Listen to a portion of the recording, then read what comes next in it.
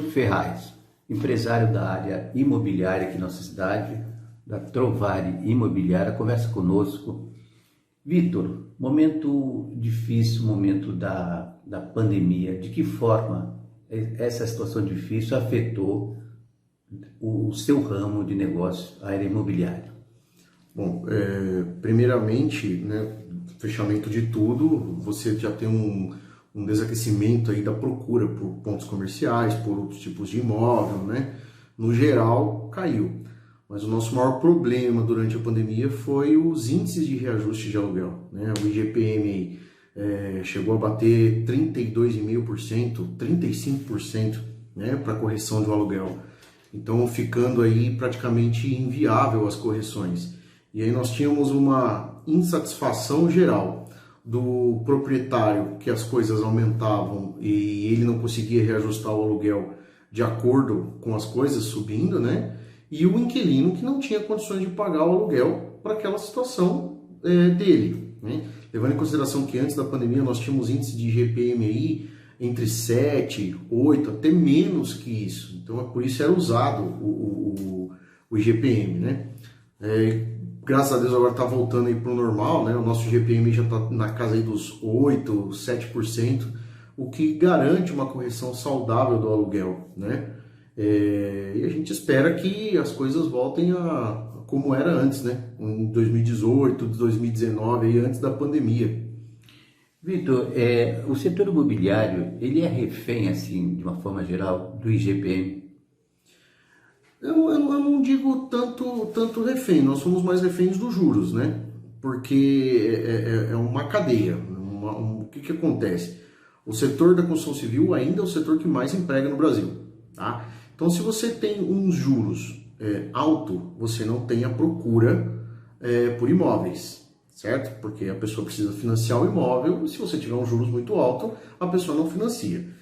A pessoa não conseguindo comprar, não conseguindo financiar, automaticamente as construtoras param de construir. E aí, como eles gostam de usar lá, a roda da economia não começa a girar, porque é um setor muito grande, emprega muito, e o setor imobiliário está muito ligado a juros, né? Os juros bancários, juros de financiamento, juros em geral, né? Então, assim, os juros caindo, como já vem se mostrando aí um pouco melhor, os bancos tendem a fornecer mais financiamento, né, de maneira ampla, de qualquer faixa de valor, e a procura começa a ser maior para aquisição de um imóvel.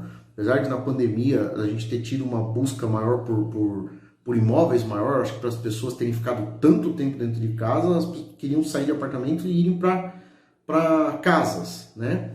Mas a frustração veio justamente na hora de fazer um financiamento, que ficava muito absurdo o fato de conseguir adquirir um imóvel. Mesmo dando o próprio imóvel como parte de pagamento, tudo, ainda perdemos muitos negócios por conta de juros muito altos, né? Num geral, aí, por causa da pandemia, aí acaba a pandemia acabando, quase ali no finalzinho, vem uma guerra, aí a gente teve algumas dificuldades, mas está retomando, né? Tá em rumos aí de guinar novamente.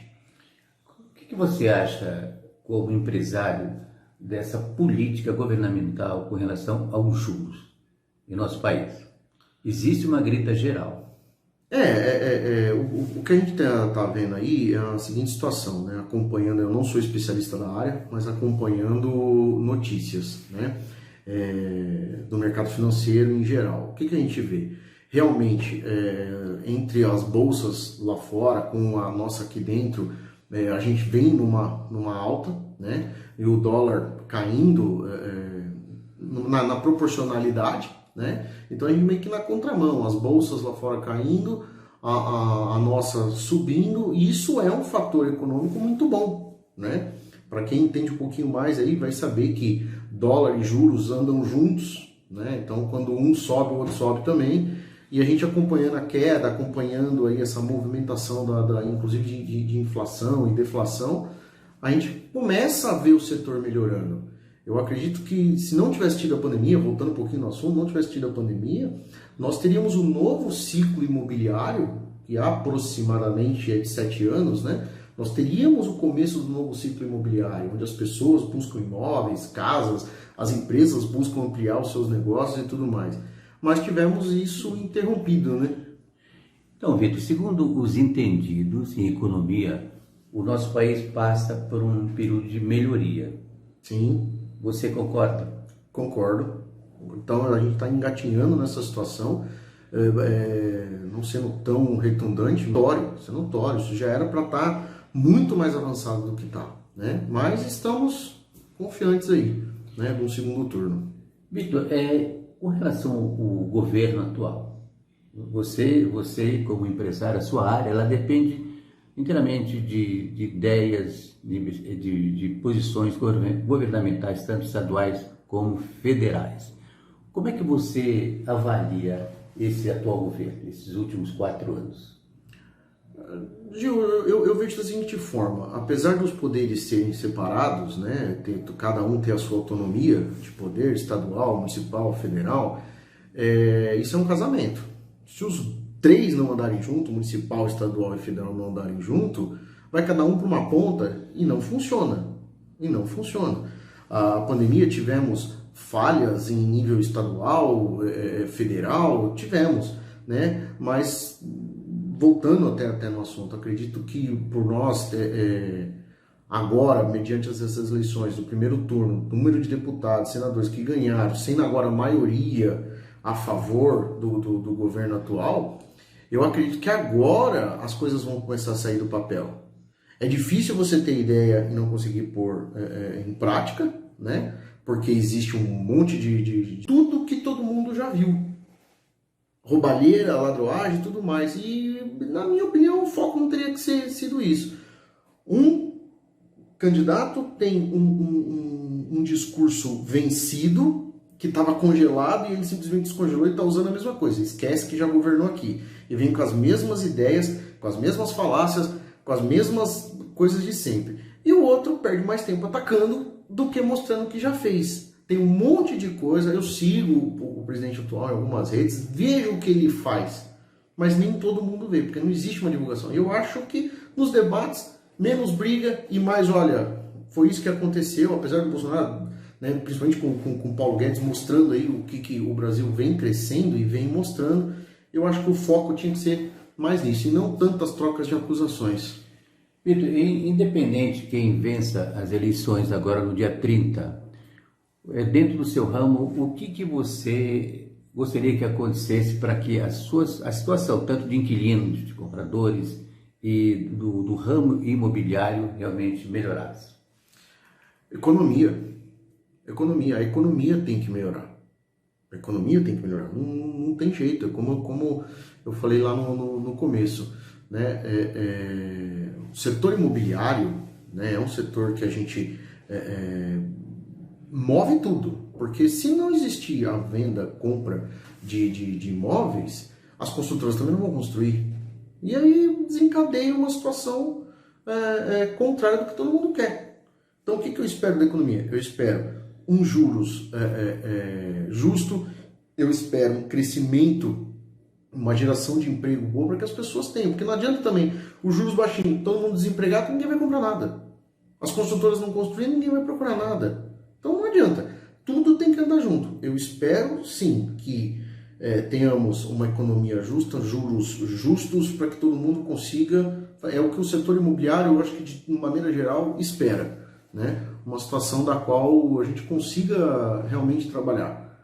Vitor, existe uma diferença dos seus clientes, os clientes da época da pandemia, que vieram em busca do seu trabalho, em busca de casas para alugar, para comprar, de apartamentos, e os atuais, a expectativa deles, o que você acha? Existe alguma diferença?